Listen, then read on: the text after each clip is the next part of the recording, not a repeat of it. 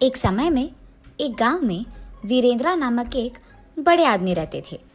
वो बूढ़ा आदमी उसके बेटे रोहित, बहू सरला और पोता रोशन के साथ एक छोटे से घर में रहता था। रोहित उसी गांव में खुद के एक व्यापार करता था।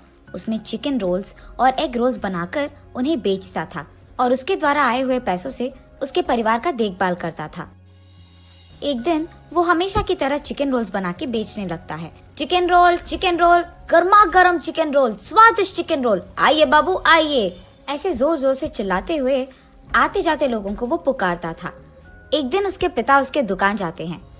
बेटा रोहित, मुझे बहुत भूख लग रहा है। बहू ने अब तक घर में कुछ बनाया नहीं और मैं रुक नहीं पा रहा हूँ, इसलिए मैं यहाँ आया हूँ।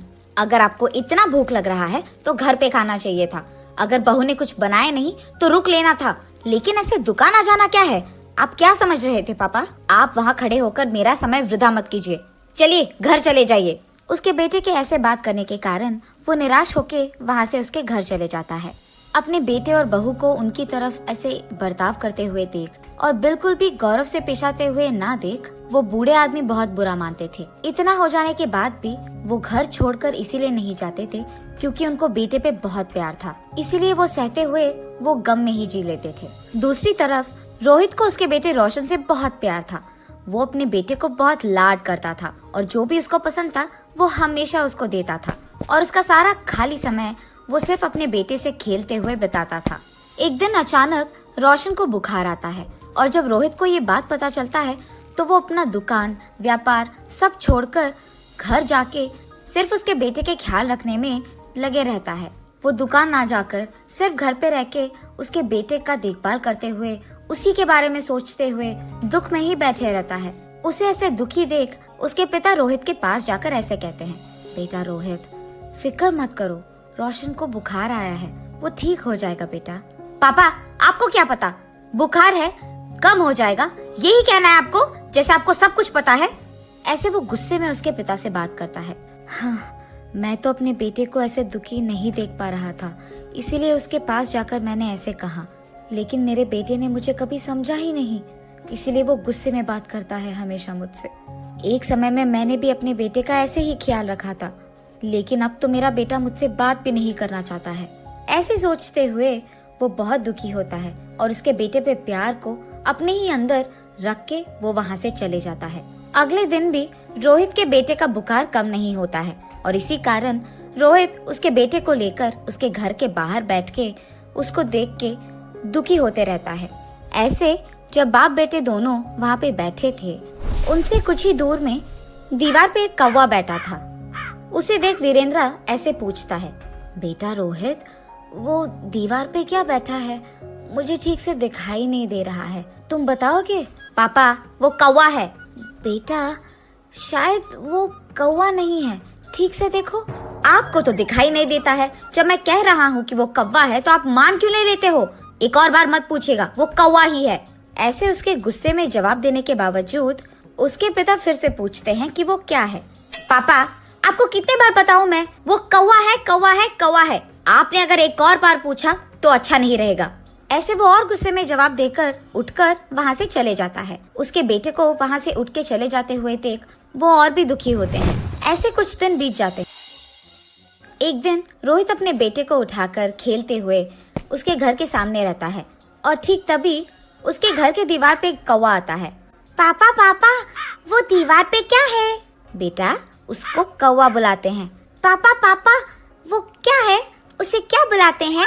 बेटा, उसे कौवा बुलाते हैं। पापा, वो क्या है? बेटा, उसे कौवा बुलाते हैं। तुम भी उसे बुला सकते हो, चलो बुलाओ कौवे को तुम्हारे पास। ऐसे वो अपने बेटे को कौवे के बारे में सिखाते रहता है, लेकिन उसके बेटे को कुछ भी समझ न आने के कारण वो लगातार एक ही प्रश्न पूछता है कि वो क्या है और उसे क्या बुलाते हैं, और ऐसे 20 बार करता है। इतने बार पूछने के बावजूद रोहित उसे बहुत सब्र से समझाता है। उसे जरा सा भी गुस्सा नहीं आता है। पापा, फिर से बोलिए ना। बेटा, वो एक कौवा है। एक दिन जब मेरे पापा ने यही बात पूछी थी तो मैंने उन पर गुस्सा किया था और उन्होंने सिर्फ 3 बार पूछा था, और इसीलिए क्योंकि उनको दिखाई भी नहीं दे रहा था। लेकिन जब मेरे बेटे ने 20 बार भी पूछा तो मैंने उस पर जरा सा भी गुस्सा नहीं दिखाया और बहुत सब्र से उसको सब कुछ समझाया। मेरे पापा ने भी मेरा इतना ही ख्याल रखा था बचपन में, लेकिन बड़े हो जाने के बाद मैं उनका ख्याल नहीं रख रहा हूँ। ऐसे सोचते हुए वो बहुत दुखी होता है और ठीक तभी उसको घर के अंदर से जोर जोर की आवाजें आने लगती है। मेरी बीवी किससे बात कर रही है? ये सोचते हुए वो घर के अंदर जाता है। तुम्हारा बेटा तुम्हारा ख्याल नहीं रखता है, मैं भी तुम्हारा ख्याल नहीं रखती हूँ, फिर भी आप इसी घर में रहते हो, कभी बाहर जाते ही नहीं हो। शर्म नाम की कुछ चीज भी है आपको? उसके बहू को ऐसे बात करते हुए चिल्लाते हुए देख वो कुछ नहीं कहते हैं और बस चुपचाप बैठे रहते हैं। सरला, मेरे पापा बूढ़े हैं, क्या बड़ों से ऐसे ही बात किया जाता है? उनका देखभाल करना हमारी जिम्मेदारी है, ये मत भूलो। और तुम पापा से ऐसी ऊंची आवाज में बात कर रही हो? हाँ, क्या आप ही बात कर रहे हैं? हाँ, मैं ही बात कर रहा हूँ। कल जब हमारा बेटा भी बड़ा हो जाएगा तो क्या वो भी हमसे ऐसे ही बात करेगा? सुन पाओगी उसकी ऐसी बातें? और वैसे वो अभी बच्चा है, उसके सामने अगर हम पापा से ऐसे ही बात करेंगे तो वो भला क्या सीखेगा, यही ना? इसीलिए आज से हमें ये सब बदलना होगा।